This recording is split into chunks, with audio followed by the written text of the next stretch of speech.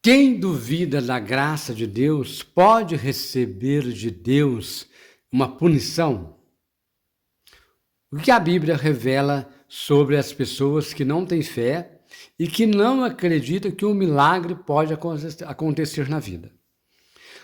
No tempo de Jesus, no livro dos Evangelhos, diz que o maior pecado imperdoável é o pecado e a blasfêmia contra o Espírito Santo.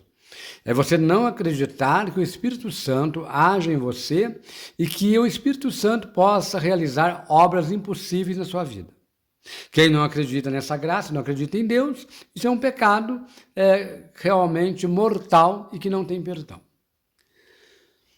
Só que na Bíblia também nos traz, lá no Antigo Testamento, que Zacarias, um homem de idade, e ele e a mulher dele, Isabel, tinham um desejo de ter um filho ou uma filha.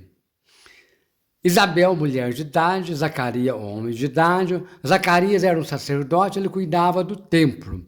E ele vivia sempre em oração. Numa semana de escala, Zacarias teve que ficar no templo, servindo o templo, cuidando do templo. E foi num daqueles dias de oração que o anjo Gabriel apareceu até o profeta Zacarias e disse: tua esposa Isabel, já de idade avançada, vai ser mãe. Ele ficou de boca aberta, sei que tem, e ele duvidou, falou, duvido, né? Não, minha mulher, imagina, tantos anos esperando ir para ser mãe, e eu ser pai, agora vem com essa notícia. Ele não acreditou. Só que ele era um sacerdote.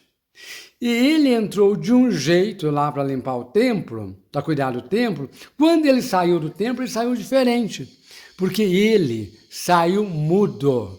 Ninguém entendeu mais nada, todo mundo falava com Zacarias, cadê Zacarias? Zacarias está mudo. Então Zacarias duvidou da mensagem do anjo Gabriel. Zacarias voltou para a casa dele, no alto das montanhas, mas não comunicava nada com a mulher, tentava falar, o homem era mudo, ficou mudo, e ninguém entendia o motivo. O tempo foi passando, aproximadamente 6 meses, já começaram a desconfiar que Isabel estava esperando uma criança. O negócio ficou estranho, né? A mulher já de idade vai ser mãe. O marido perdeu a voz. Ninguém sabia o porquê, ninguém sabia de nada que estava acontecendo. Um certo dia, uma menina nova, de 14 anos, quase 15 anos de idade, sobe às pressas as montanhas da Judéia e vai visitar Isabel. Esta mulher, menina jovem ainda, responsável, de apenas quase 15 anos de idade, chamava Maria. Maria era a futura mãe de nosso Senhor Jesus Cristo.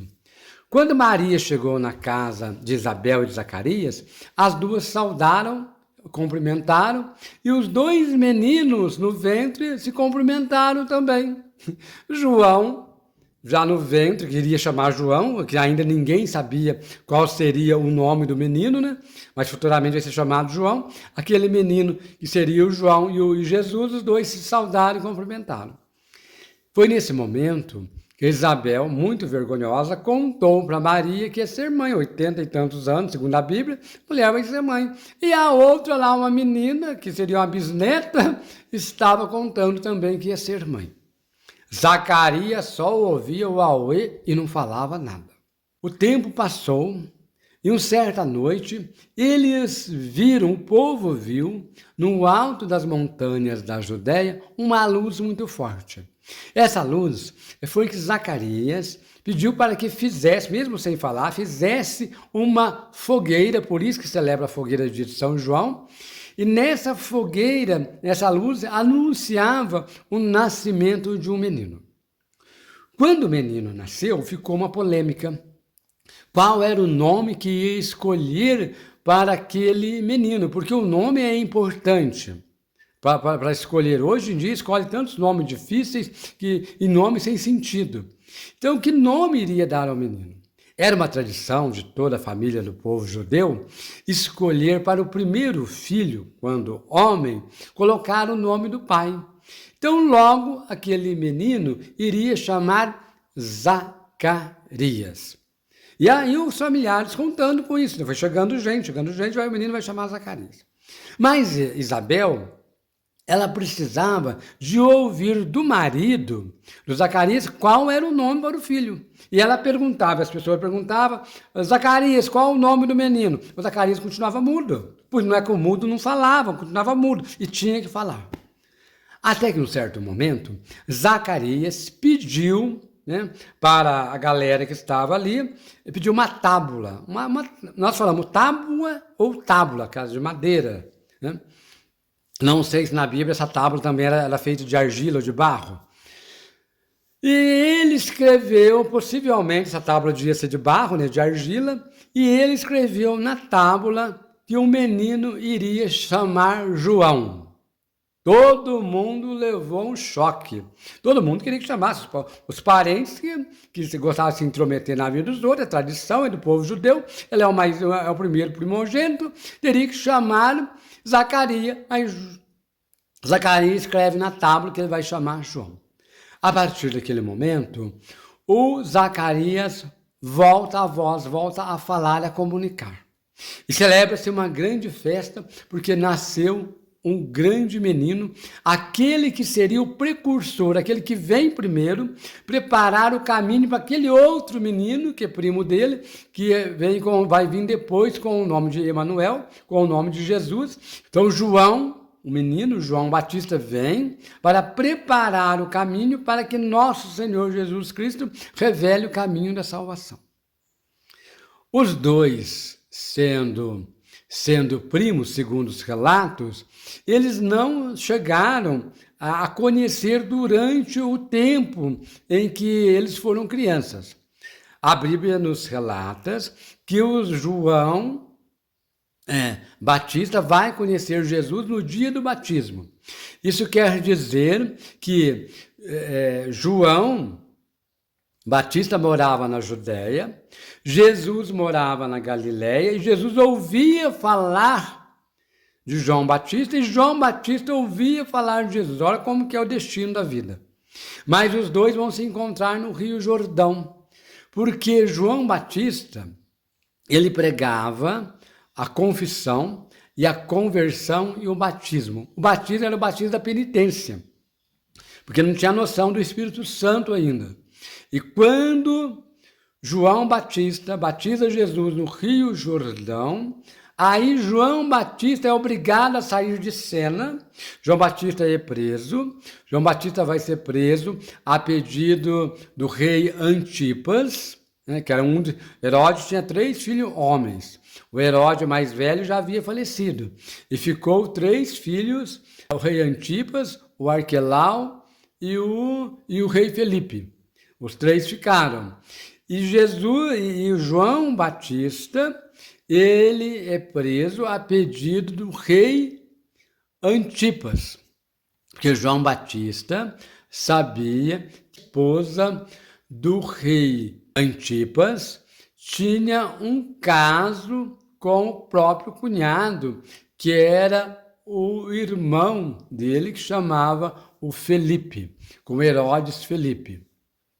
Então, por isso, para não haver nenhum escândalo, João Batista foi preso a pedido do rei Antipas e o próprio rei Antipas, que pediu, através da enteada dele, da Salomé, a cabeça de João Batista em uma bandeja.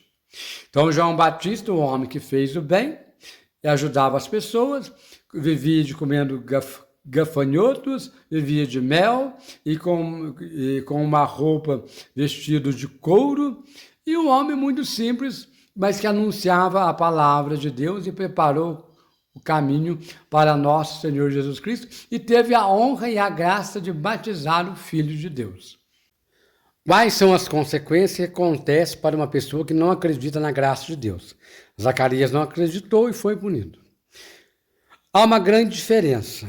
Zacarias, mesmo duvidando, ele recebeu a graça porque ele já havia pedido há muito tempo. Então é necessário que nós peçamos. E quando veio a graça, ele duvidou. Duvidou porque ele achava, apesar de ele pedir, ele achava que era impossível. Mas a graça aconteceu porque já estava predestinado desde o profeta Isaías que Isabel seria mãe. Então já estava no plano de Deus, no plano da salvação. Diferente de nós. Nós também estamos no plano da salvação. Nós não conhecemos o que Deus revela para nós. Mas é importante o que nós sejamos firmes na fé e acreditamos que Deus olha por nós e que a graça pode acontecer na nossa vida ou vai acontecer. Se está tudo determinado que vai acontecer na nossa vida, não compete a nós. Compete nós fazermos a nossa parte, ter fé e não duvidar. Só, porém, que muita gente duvida e recebe a graça. Muitas pessoas que não duvidam não recebem a graça e continuam em oração. Porque a nossa vida é um mistério. Nós temos que fazer a nossa parte. E a nossa parte é fazer oração e pedir a graça de Deus. Deus, a cada um de nós, ele não pune. Se ele não puder nos dar a graça, ele não vai punir. E se nós alcançarmos a graça e duvidarmos, pode receber uma punição? Pode. E quando você recebe uma graça de Deus e você não valoriza a graça, você perde a graça de Deus. Imaginar que você recebeu uma graça do alcoolismo de ser curado. Mas depois de certo tempo você não se esforçar e voltar a beber novamente, você perdeu essa graça. Então nós podemos sofrer punição quando nós não valorizamos a graça que Deus concede a cada um de nós. Olhando para a sua vida e olhando para a minha, qual foi a graça que Deus concedeu para você e que você não pode perder? E qual a graça que você quer ganhar? Que você possa pedir. Coloque aí no programa. Olha, eu quero receber essa graça de Deus. Reze por mim, Padre Silvio. Olha, eu pedi e não alcancei, mas tenho esperança que vou alcançá-lo. Olha, Padre, eu pedi uma graça, ganhei, mas não valorizei e perdi a graça. Quanta gente tira uma sorte grande e gasta o dinheiro tudo à toa. Ele perdeu uma oportunidade que Deus deu àquela pessoa. Então, conte a sua história aí. Sou o Padre Silvio Faria, deixe um like no canal, se inscreva e compartilhe o vídeo para ajudar o meu programa, para ajudar outras pessoas. Um grande abraço meu e da minha irmã Maria. Fiquem com Deus.